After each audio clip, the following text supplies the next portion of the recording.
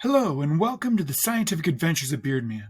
Today we're going to be looking at a concept builder on physicsclassroom.com. The title is Newton's Second Law, Equations as Guides to Thinking. This is under the topic of Newton's laws. So Newton's second law is an equation. It's F equals ma is one way of saying it. We'll talk in a moment about another way of saying it. But first, let's go through what the symbols mean. F, capital F, is force. That's defined as a push or a pull, and it's measured in newtons, spelled just like this. Lowercase m is mass. That's the amount of matter in an object. It's measured in kilograms. Okay. You could think of it as the number of protons and neutrons, like how many protons and neutrons something has. That's the mass, how much stuff it's made up of. Lowercase a, we've already talked about, is acceleration. That's the rate that the velocity is changing. It's measured in meters per second squared, or as you'll see in this one, meters per second per second. The other way of talking about it is more of it as a concept. By rearranging this, dividing both sides by m, we get a equals f over m, but we say the acceleration is directly proportional to the force producing that acceleration and inversely proportional to the mass. Okay, let's look at what that means on the next slide. So once again, a equals f over m. So first of all, how does force affect acceleration? Well, first of all, let's just think about it. I got some pictures here. My boys and I were out in the yard pushing each other on a tractor. And so we see here I'm pushing my older son. Now, am I going to cause more acceleration, or is my younger son going to cause more acceleration? Most of you would be able to guess that probably I'd be able to cause more acceleration. He's very strong for a young guy, but I am stronger. So more force would cause more acceleration. We can write that as a direct proportionality.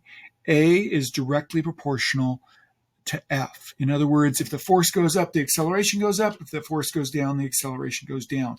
And it's more exact than that. If the force doubles, the acceleration doubles. If the force is cut into a third, the acceleration will be 1/3.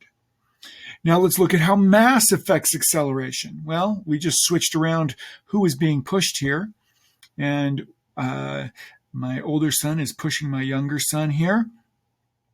And he's going to go at a certain speed. But if we change the mass of the person being pushed, most of you know it's going to be a little bit harder to push all of my girth. Okay, whereas my younger son would be much easier to accelerate. So the smaller the mass being accelerated, the larger the acceleration. The bigger the mass being accelerated, the smaller the acceleration. You can see as one goes up, the other one goes down. That means that it is an inverse relationship, which would write like this. Acceleration is inversely proportional to the mass. As the mass doubles, the acceleration gets cut in half. If the mass were to be cut in a third, the acceleration would be 3 times bigger.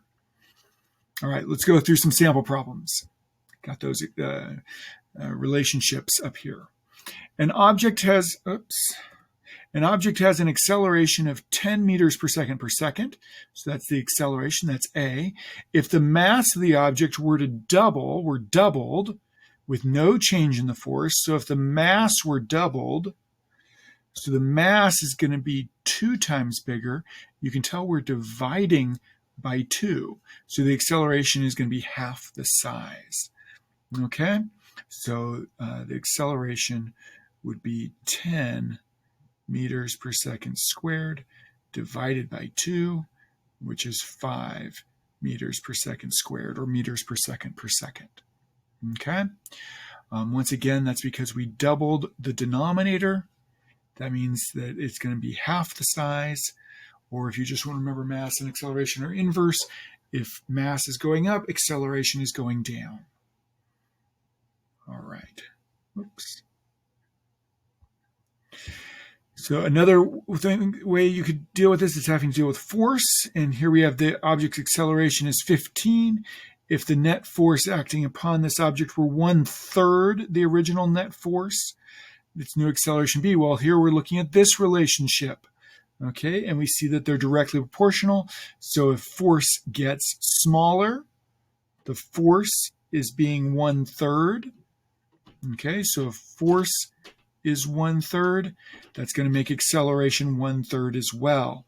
So acceleration equals 15.0 meters per second squared. 1/3 of that means we're dividing by 3, and we get 5 meters per second squared. All right, so acceleration and force, if the force is changing, move the acceleration the same direction by the same factor. And if the mass is changing, like we see over here, if the mass is changing, like in this problem, then when one went up, the other one went down. When you multiplied by 1, you divided the other. All right, let's go on to, so both the apprentice and the master level are like this one. The master level might have a few more 1/3s instead of 1/2s, things like that, but I don't think that's going to overwhelm you. So those two should help you get through the apprentice and master level. The wizard level has both things affected. So we see here that we are given the acceleration as normal, but we're saying the force is doubled, okay, and the mass is 1/3. Okay, so the force is doubled, so we're going to have twice as much there. I meant to do that in red since I was doing force in red. There we go. So the force is doubled. That means the acceleration will be doubled. So we go acceleration equals 18.0 meters per second squared. And it's going to be doubled. So we multiply by 2. That gives us 36 meters per second squared. And then we have the effect of the mass. Okay, so the mass is 1/3. So this is 1/3. Oh, a denominator of a denominator, that's going to flip up to the numerator. So it's going to be 3 times bigger. The acceleration will be 3 times bigger. If you want to remember that the mass gets smaller, the acceleration will get bigger. They go opposite directions. So this is going to get bigger. It was 1/3, so this is going to be 3 times bigger. And 36 times 3 is 108 meters per second squared. And that would be your answer. It doesn't matter whether you multiply by 2 and then by 3 or multiply by 3 and then by 2. You have to apply both things, one after the other. Or at the same time, you could do 18 times 2 times 3, and you'd still get 108. All right, I hope you enjoyed learning with me. I hope you enjoy puzzling these out in the concept builder. And if you have any questions, please leave them in the comments below. If you enjoy this video, please click that like and subscribe button.